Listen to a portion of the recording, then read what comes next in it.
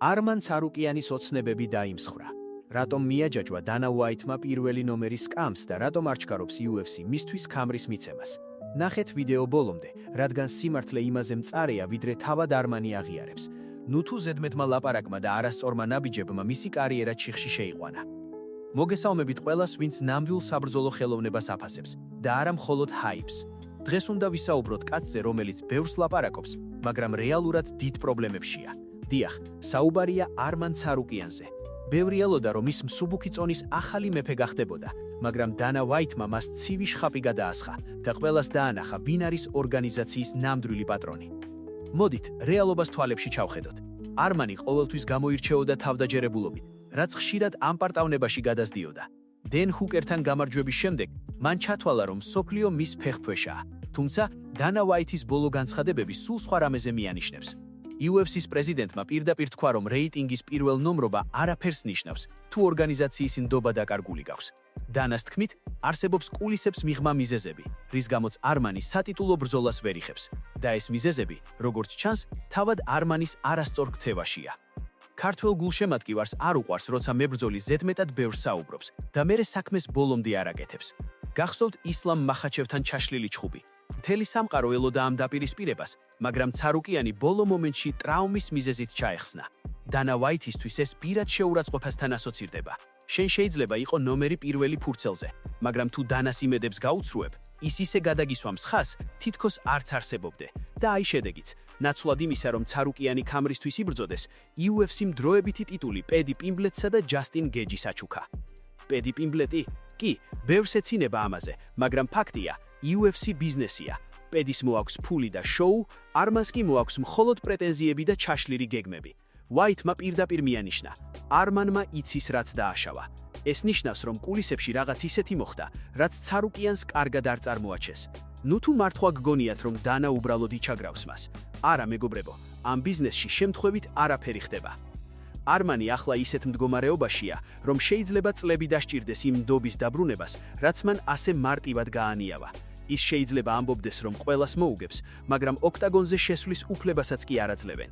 ეს არის გაკვეთილი ყველასთვის. UFC-ში მხოლოდ ჩხუბი არ კმარა, აქ ჭკვია და სიტყვის გატანაა საჭირო. არმანმა კი როგორც ჩანს, ორივეში მოიკოჭლა. აბა რა სიტყვით, თქვენი აზრით მართლა დაიჩაგრა ცარუკიანი, თუ უბრალოდ მიიღო ის რაც დაიმსახურა თავისი ამ პარტავნების გამო? მე ვიცი, რომ ბევრს მისი სტილი და საუბარი საერთოდ არ მოგწონთ, ამიტომ დაწერეთ, საერთოდ გინდათ მისი ჩემპიონობა, თუ ჯობია რომ დანა მის საერთოდ დააპაუზოს. ველოდები თქვენს კომენტარებს, ოღონდ ზედმეტი ლანძღვის გარეშე, არგუმენტირებულად. სანამ არმან ცარუკიანი სოციალურ ქსელებში პოსტებს აქვეყნებს და ამტკიცებს, რომ ის მსოფლიოში საუკეთესოა, რეალობა მას კარს პირდაპირ ცხვირწინ უჯახუნებს. საინტერესოა, რომ ამ სიტუაციაში მისი მხარდაჭერა ისეთმა ადამიანებმა დაიწყეს, ვისგანაც ყველაზე ნაკლებად ელოდნენ, მაგალითად ისლამ მახაჩევმა. მაგრამ მოდეთ დავფიქრდეთ, ეს მართლა მხარდაჭერაა თუ უბრალოდ ირონია? მახაჩევმა თქვა, რომ უკვირს UFC-ს გადაწყვეტილება დროებითი ქამრის შესახებ, მაგრამ ამავე დროს ყველამ ვიცით, რომ ისლამისთვის არმანი ყველაზე მოსახერხებელი ვარიანტია სალაპარაკოდ. მახაჩევს კარგად ახსოვს, როგორ დაიკარგა არმანი UFC-ს 311-ის წინ. მებრძოლების სამყაროში სიტყვას დიდი ფასი აქვს და როცა შენ სატიტულო შანსს ხელში გაძლევენ, შენ კი მას აფუჭებ, მერე ნუ გიკვირს, რომ დანა უაითი შენს ნაცვლად პედი პიმბლეტსთან ჯასტინ გეიჯის ირჩევს. გეიჯიმაც კი, რომელიც ამ ჩხუბით სარგებლობდა, აღიარა, რომ ცარუკიანის მდგომარეობა საშინელია. მაგრამ იქვე დასძინა, რომ ეს გიჟური თამაშია, თამაში, რომელიც არმანმა წააგო ოქტაგონს გარეთ. ბევრი ამბობს, რომ არმანი ზედმეტად ძლიერია და ამიტომ არ აძლევენ შანსს. მართლა გჯერათ ამ ზღაპრების? UFC-ს არასდროს შეშინებია ძლიერი მებრძოლების. მათ ეშინიათ არაპროგნოზირებადი და არასაიმედო პარტნიორების. არმანმა კი დაამტკიცა, რომ ის სწორედ ასეთია. დანიელ კორმიემაც კი, რომელიც ყოველთვის ცდილობს ობიექტური იყოს, აღნიშნა, რომ ლოგიკურად ცარუკიანის შემდეგი უნდა ყოფილიყო. მაგრამ ლოგიკა მთავრდება იქ, სადაც იწყება დანა უაითის პირადი წყენა. თავად ცარუკიანი ახლა ცდილობს მშვიდი სახე შეინარჩუნოს. ამბობს, რომ ეს მხოლოდ ბიზნესია და მას დრო სჭირდება. მაგრამ ყველამ ვიცით, როგორ იწვის შიგნიდან. როცა ხედავ, რომ შენზე ბევრად სუსტ მებრძოლებს საჩემპიონო გზას უმსუბუქებენ, შენ კი კუთხეში ხარ მიმწყდეული, ეს დიდი დარტყმაა ეგოსთვის. არმანმა ისიც კი სცადა, რომ მაქს ჰოლოვეისთვის გამოეწვია BMF ქამარზე. ეს უკვე სასოწარკვეთილ ნამიც გავს. კაცს, რომელიც ამბობდა, რომ სუბუქი წონის დომინანტი გახდებოდა, ახლა ნებისმიერი სხვა ქამარი აკმაყოფილებს ოღონდ თამაშში დარჩეს. თუმცა ჰოლოვეისაც თავისი გეგმები აქვს და ოლივეირასთან ჩხუბისთვის ემზადება, ასე რომ არმანისთვის ეს კარიც დაიკეტა. ფაქტია, ცარუკიანი ახლა უფსკრულის წინაშე დგას. მას აქვს რეიტინგი, მაგრამ არ აქვს გავლენა. მას აქვს ამბიცია, მაგრამ არ აქვს დანას მხარდაჭერა. ქართველი გულშემატკივარი ყოველთვის აფასებდა მათ, ვინც ჩუმად აკეთებს თავის საქმის და მწვერვალზე ადის.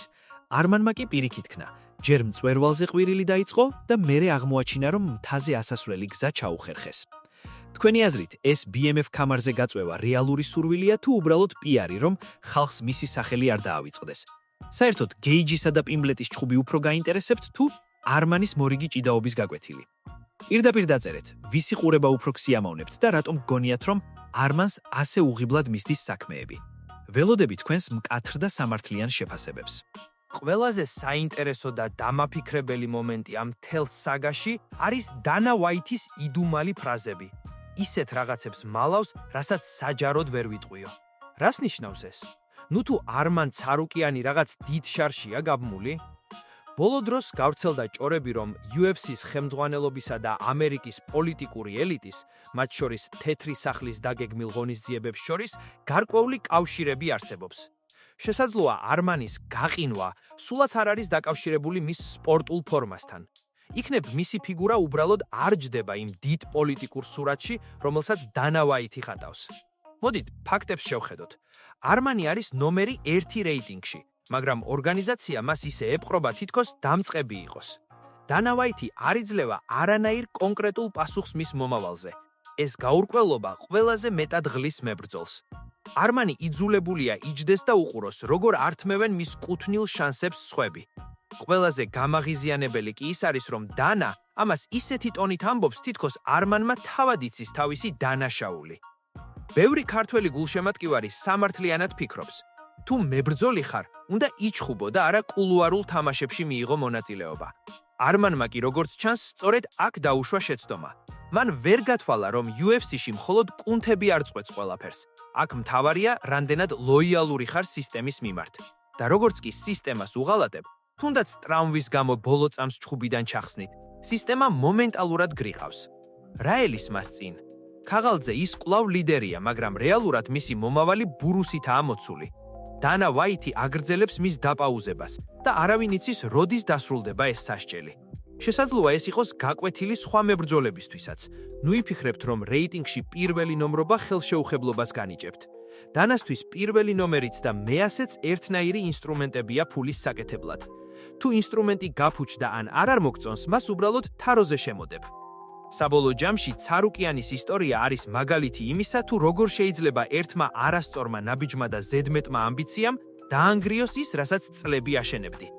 ის შეიძლება დაბრუნდეს, შეიძლება ქამარიც მოიგოს, მაგრამ დანა ვაითის თვალში ის უკვე აღარასდროს იქნება იმედის მომცემი ვარსკვლავი. ის დარჩება მებრძოლად, რომელსაც მუდმივად ეჭვის თვალით უყურებენ. მეგობრებო, მოდით გულახდილად ვთქვათ.